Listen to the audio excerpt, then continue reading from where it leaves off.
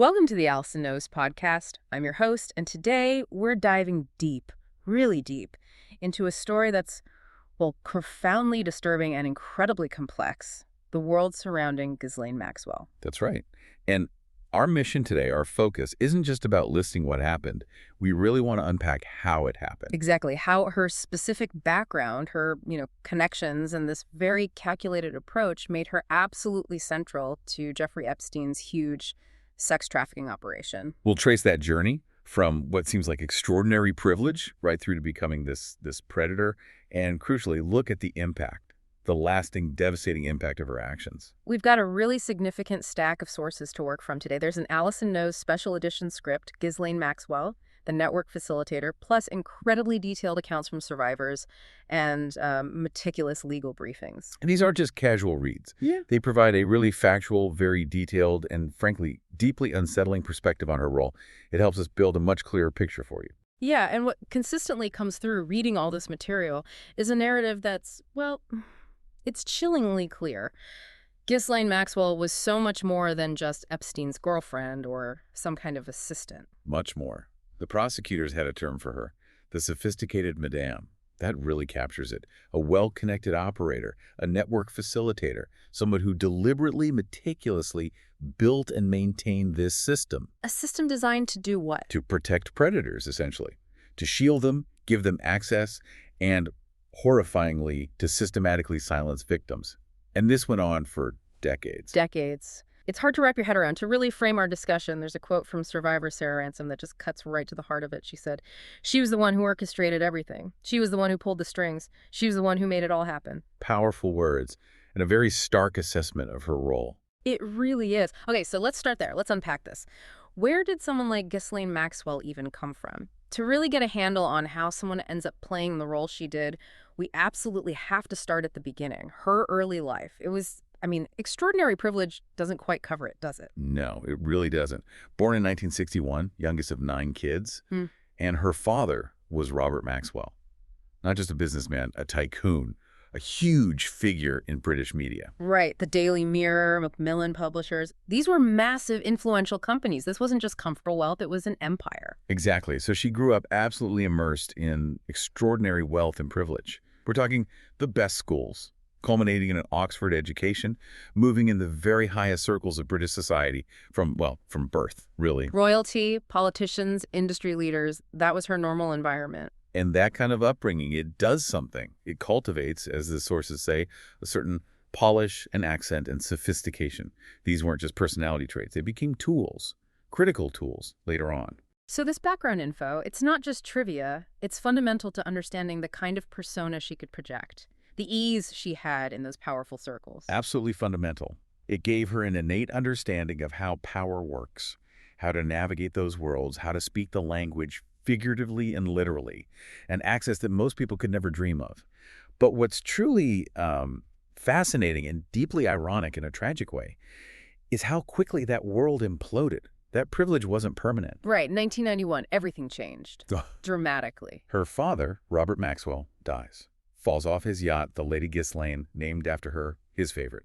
The circumstances were, and still are, incredibly mysterious and suspicious. And his death wasn't just a family tragedy, it triggered a total meltdown. Total financial meltdown. The Maxwell empire just collapsed. Investigations blew the lid off a staggering $460 million missing from the company pension funds. A massive scandal. Imagine the fallout from that. Not just the financial loss, but the public disgrace. Colossal. The family fortune, estimated around $600 million in 1990, just evaporated, down to maybe £2 million by 2000. It was a brutal public fall from grace. So Ghislaine goes from the absolute pinnacle of society to, well, near financial ruin and public shame. That must have been a profound shock. Profound is the word. Our sources consistently point to this as a key turning point, a motivator. It wasn't just about the money, though that was huge. It was the loss of status, identity, the public humiliation of the family name. For someone raised in that bubble, losing it all. It created this desperate need, not just for money, but to regain that lifestyle, that sense of power, that place in the world she felt entitled to.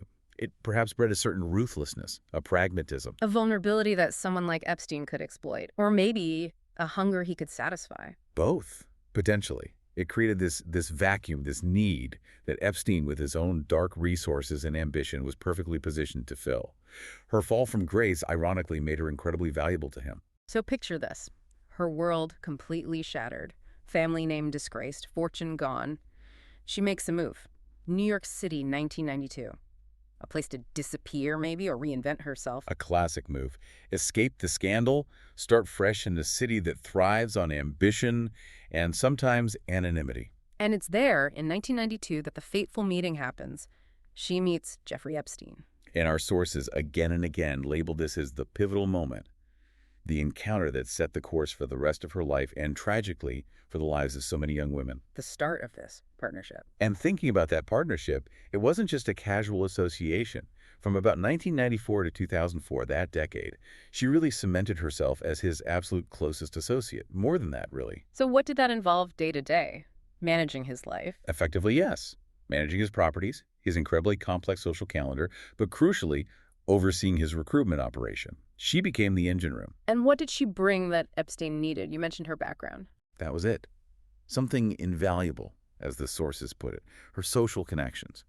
Even with a family disgrace, she still had that polish, that accent. Those ties to the British elite people like Prince Andrew were still in her orbit. She knew instinctively how to move in those circles. Circles Epstein maybe couldn't access on his own? Not with the same ease or legitimacy. She can make introductions, facilitate relationships, smooth the way.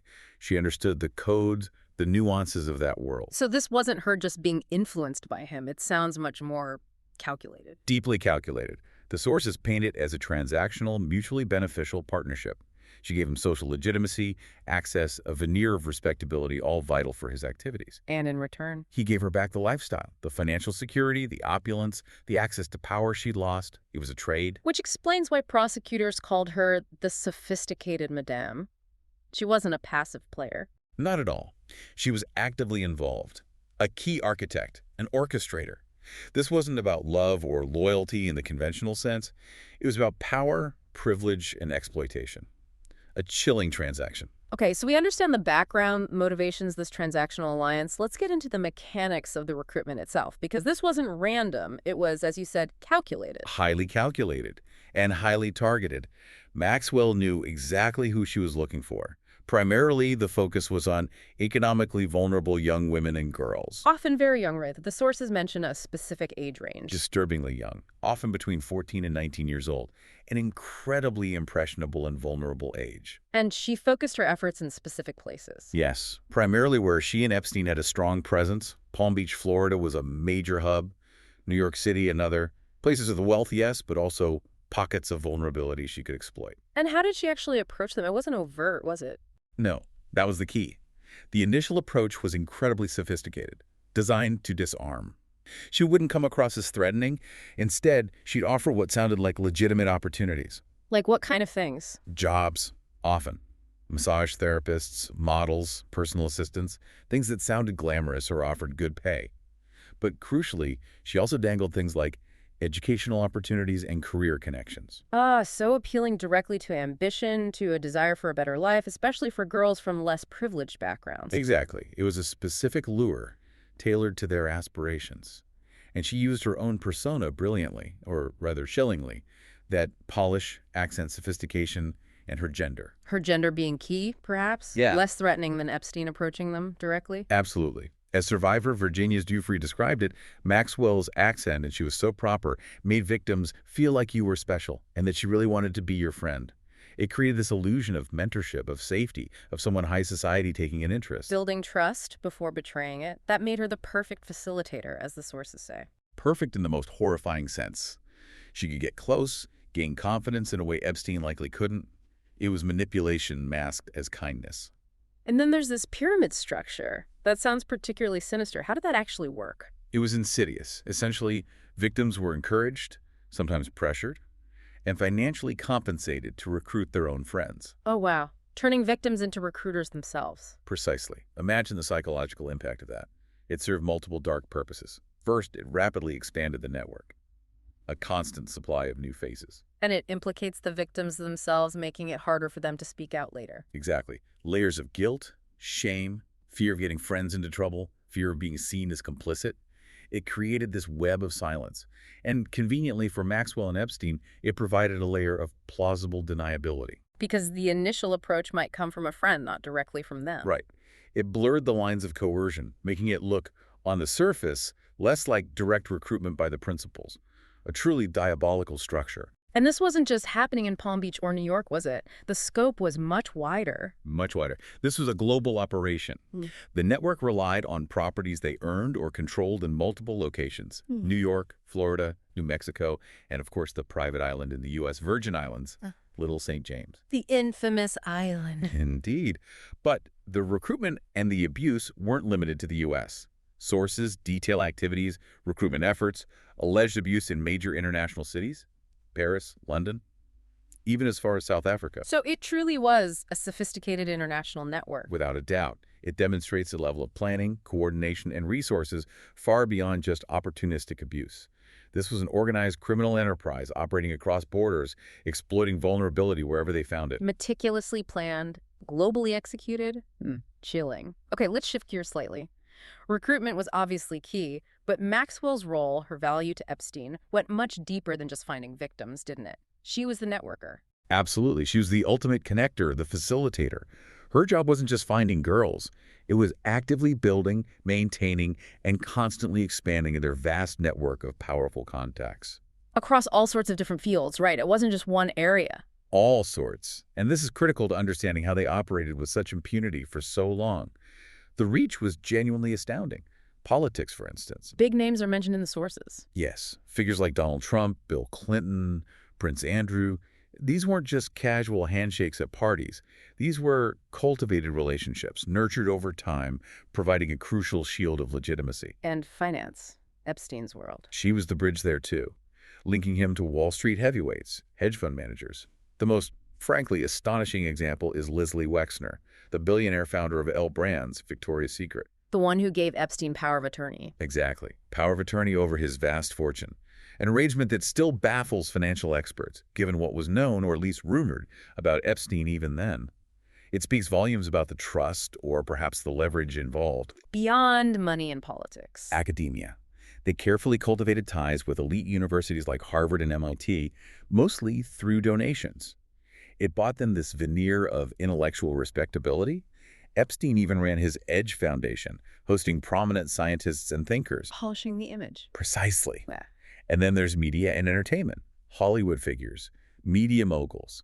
Access to exclusive parties, sure, but maybe more importantly, potential leverage to manage their public image, perhaps suppress negative stories. These weren't just friendships, they were strategic assets. Strategic assets, cultivated over years, providing essential protection and legitimacy. That's the key takeaway. And then there's the physical evidence of this network, the Little Black Book, that became quite famous during the trial. Infamous, really. There wasn't just a rumor, it was actual evidence entered in her trial. A directory with contact details for over 2,000 people. 2,000. Across all those sectors. Politics, business, royalty, entertainment. It was, as the sources describe it, a comprehensive map of global power networks. It laid bare the sheer breadth and depth of their connections. Not just a social list, but a tool, a database of influence. Which leads to this concept of mutual protection. How did that work? It seems core to the whole structure. The idea is that many people in that network, people in that book, had their own reasons for wanting the Epstein-Maxwell operation to remain under wraps. They had vested interests. Their own reputations, or perhaps deeper involvement. The sources suggest a spectrum, but the outcome was the same. A shared interest in silence.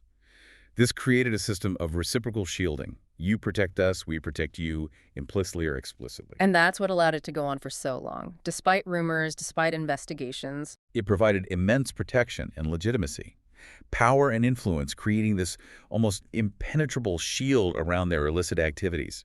It makes you wonder how many others operate similarly, shielded by wealth and connections. Yeah. And amidst all this talk of networks and power, we have to constantly bring it back to the human cost.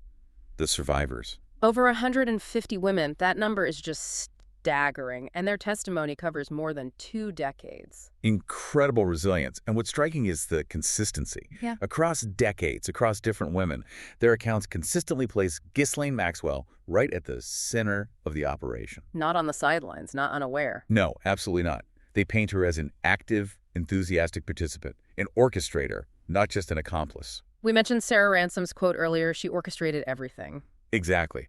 And Virginia Giuffre highlighting that manipulative charm, how Maxwell's accent and proper demeanor made them feel special, like she wanted to be their friend, that deliberate grooming tactic. Then there's Annie Farmer's testimony, a direct account of Maxwell herself assaulting her during a massage when she was just 16. That directly contradicts any idea she wasn't involved in the abuse itself. Absolutely direct involvement. And Annie's sister, Maria Farmer, put it incredibly bluntly. She called Maxwell the chief operating officer of this entire sex trafficking operation. COO. That implies a level of management, of systemic control. It does.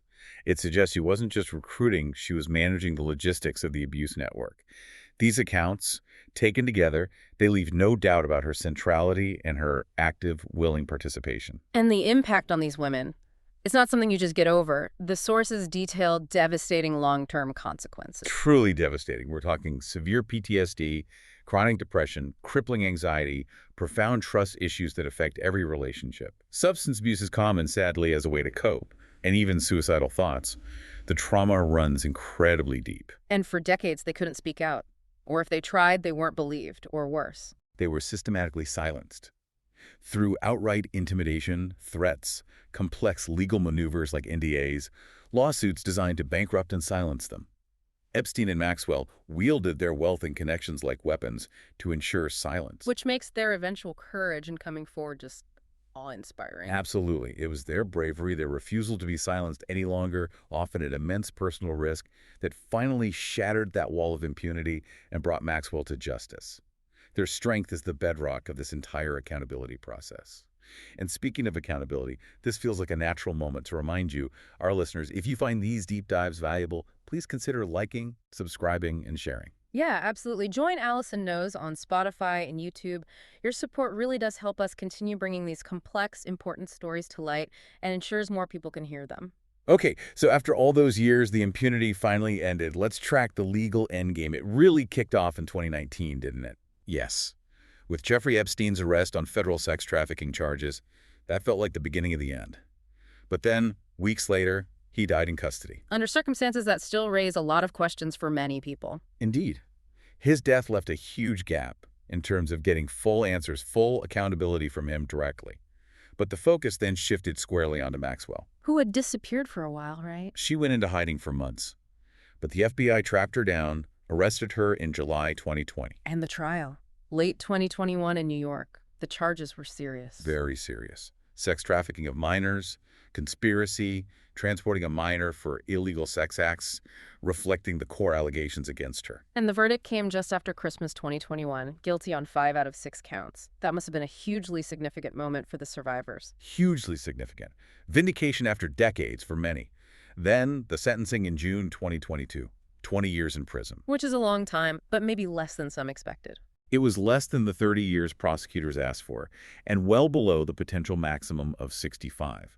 So a significant sentence, yes, a victory for justice in many ways, but perhaps not the absolute maximum accountability some had hoped for. U.S. Attorney Damian Williams acknowledged the survivors' bravery, saying, "The road to justice has been far too long, but today, justice has been done."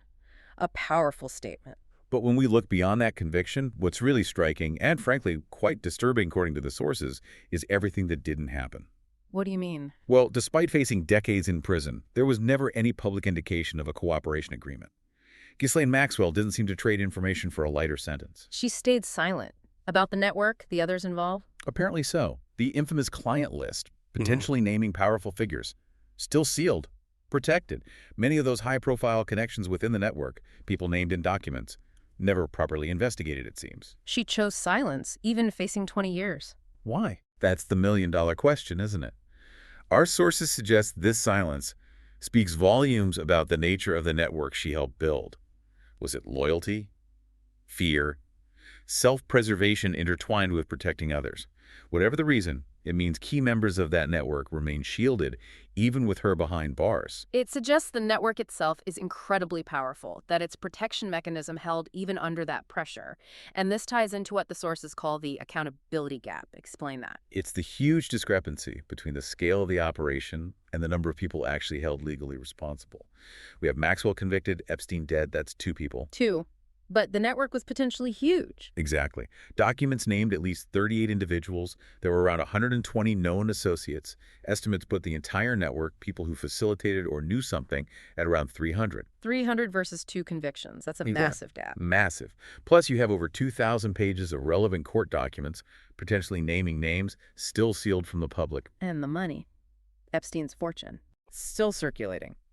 Estimated at $500 million, moving through complex trusts and shell companies, not fully seized, not fully compensating victims, and many former associates, still in positions of power and influence. So when the sources say, this isn't justice, it's barely scratching the surface, that's what they mean. Precisely. It feels incomplete. A major battle won, but the war against the system seems far from over. Which leads to a really sobering point. The idea that the system itself might still be operational. That's the most alarming takeaway for me from the sources. Despite Maxwell's conviction, the network she was central to is described as largely intact and operational. How can that be, with her and Epstein gone? Because it wasn't built just around them. It was designed as a system, a machine engineered to procure victims, facilitate abuse, silence witnesses, and protect the powerful. That machinery, the underlying structure, might still exist. So, removing one or two key figures doesn't necessarily shut it down? Not if the network, the connections, the methods, the culture of protection remain. It suggests ongoing impunity. That networks like this, shielded by wealth and power, can potentially continue to function even after major figures fall. So Maxwell's conviction, while vital, didn't dismantle the apparatus. It was a critical blow, a huge victory for the survivors, absolutely. Yeah. But the underlying system, the sources strongly suggested, endures. The fight is much broader than just one or two individuals. Okay, that's a heavy reality to process. So faced with that, what can actually be done? How do we move towards breaking the cycle? What do the sources suggest? The first step is clear. Demand full accountability. Don't stop at Maxwell and Epstein. Meaning going after the enablers, the co-conspirators, regardless of how powerful they are. Exactly. Supporting investigations that follow the evidence relentlessly, wherever it leads. No more shields based on wealth or status. That takes political will, public pressure. It does. And secondly, a focus on protecting vulnerable youth. That means actively supporting the organizations doing the hard work on the ground. The groups fighting trafficking, supporting victims, providing prevention education. Yes.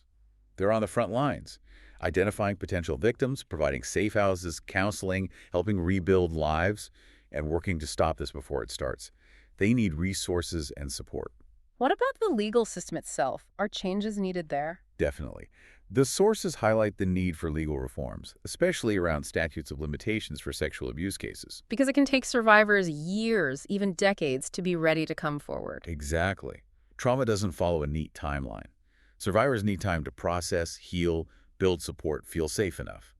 The law needs to reflect that reality, not punish survivors for the time it takes to reclaim their voice. That makes sense. Justice delayed shouldn't mean justice denied because of an arbitrary clock. And perhaps most fundamentally, we need to amplify survivor voices. Actively listen. Believe them. After decades of being silenced, dismissed, disbelieved, giving their stories the weight and respect they deserve. Absolutely. Their courage in speaking out against such formidable power is immense. Their testimonies are not just stories. They are evidence. They are calls to action. They are the catalysts for change. We owe them our attention and our belief. Okay, so we demand accountability, protect youth, reform laws, amplify voices. But the ultimate goal, you said, is dismantling the whole system. That's the big picture, yes.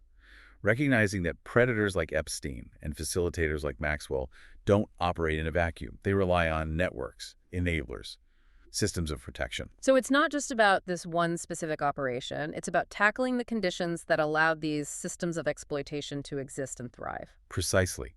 Confronting how power, wealth, and influence are used to shield abuse across society. It's a systemic problem that requires a systemic response. Moving beyond outrage at individuals to tackling the underlying structures, that feels like the real long-term challenge. But these steps give you, the listener, concrete ways to engage. It shifts the focus from feeling powerless to taking proactive steps towards meaningful, lasting change. So, to recap today's deep dive, we've traced Ghislaine Maxwell's journey from that almost unbelievable privilege through the family collapse to becoming this absolutely central figure, this network facilitator in Epstein's global sex trafficking operation. We've examined how her specific background, her calculated methods, And particularly that vast power network allowed this horrific system to operate for decades. And critically, we've highlighted the immense courage of the survivors, whose bravery finally brought a measure of justice, leading to Maxwell's conviction. But, as we've discussed, Maxwell is behind bars, yet the sources strongly suggest the network itself remains largely intact. And that leaves us with a really profound and quite unsettling question, doesn't it? Which is? If a system this vast, this powerful, involving so many influential people, can essentially persist even after key figures are exposed and prosecuted, what does that tell us? What does it reveal about the vulnerabilities within our own institutions, our own society? And how vigilant do we need to be? How far does accountability really need to reach to dismantle these things properly? Exactly. It's a question that demands ongoing attention long after the headlines fade. And maybe a final thought to leave you with? Just reflect again on the courage it took for over 150 women to step forward, to speak truth to that kind of immense, entrenched power. Their actions are a powerful reminder. They really are. A reminder that even the most formidable systems, the most protected secrets, can be challenged. They can be brought into the light. And our collective refusal to look away, our commitment to listen, to demand answers, that's where real change begins. We want to remind you again, please like, subscribe, and share this deep dive if you found it insightful. Join Allison Knows on Spotify and YouTube to help us continue this work. Your support makes a real difference in getting these important stories heard. Thank you for listening to the Allison Knows podcast. Follow Allison on Blue Sky, YouTube, and TikTok. We look forward to exploring another stack of sources with you next time.